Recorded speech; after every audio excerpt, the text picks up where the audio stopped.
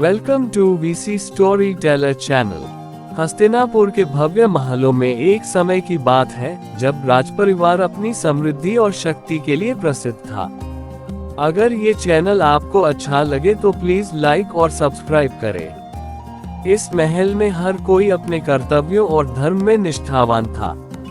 उसी राजपरिवार में भद्रा का जन्म हुआ, जो आने वाले समय में महाभारत के कथानक में एक महत्वपूर्ण भूमिका निभाने वाला था। भद्रा का जन्म केवल एक संतान के रूप में नहीं बल्कि एक प्रतीक के रूप में हुआ, जो राजघराने के गौरव और उसके धार्मिक एवं सामाजिक कर्तव्यों का प्रतिनिधित्व करता था।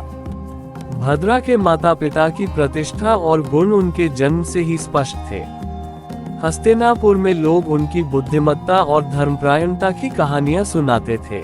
कहते हैं कि भद्रा का जन्म ऐसे समय हुआ जब राज्य में राजनीतिक और सामाजिक संतुलन की आवश्यकता थी। वीडियो अच्छी लगे तो प्लीज लाइक और सब्सक्राइब करें। इसलिए उनके जन्म को केवल एक पारिवारिक प्रसंग नहीं बल्कि पूरे राज्य के लिए एक महत्वपूर्ण घटना माना गया। भद्रा की उत्पत्ति से ही महल में एक नई ऊर्जा और उम्मीद का संचार हुआ। जब भद्रा बड़े होने लगे तब उनकी बुद्धिमत्ता, समझदारी और सौम्य स्वभाव हर किसी को आकर्षित करने लगी। वे केवल एक राजकुमार नहीं थे, बल्कि उनके व्यक्तित्व में एक ऐसा गुण था जो सभी के दिलों में सम्मान और विश्वास पैदा करता था।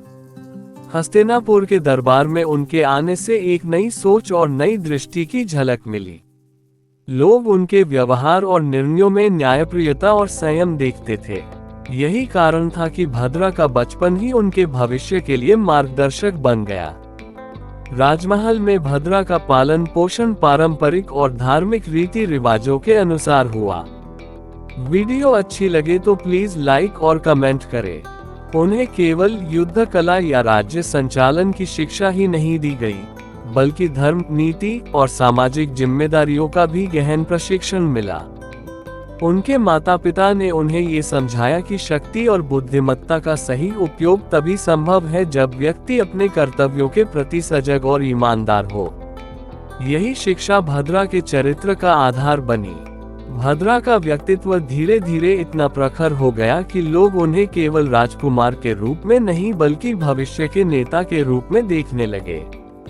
उनका सामंजस्यपूर्ण और न्यायप्रिय दृष्टिकोण राज्य में स्थायित्व और शांति लाने में सहायक माना गया।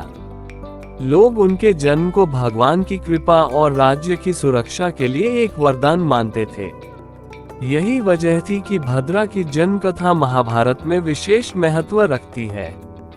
भद्रा की यह कहानी हमें ये सिखाती है कि जन्म केवल शारीरिक उपस्थिति नहीं है, बल्कि उस व्यक्ति के भविष्य और उसके समाज पर पड़ने वाले प्रभाव का संकेत भी होता है। भद्रा के जन्म से यह संदेश मिलता है कि सही समय पर आने वाला व्यक्ति न केवल परिवार बल्कि पूरे समाज के लिए आशीर्वाद साबित हो सकता है। हस्तिनापुर के महलों में भद्रा का ये जन्म उनके माता पिता के गुण और उनके व्यक्तिगत लक्षणों के कारण एक प्रेरणा बन गया। ये कहानी आज भी हमें ये याद दिलाती है कि प्रत्येक व्यक्ति का जन्म किसी न किसी उद्देश्य के लिए होता है और सही मार्गदर्शन और शिक्षा से वह व्यक्ति अपने समाज और राज्य के लिए महत्वपूर्ण भूमिका निभा सकता है। Thanks for watching.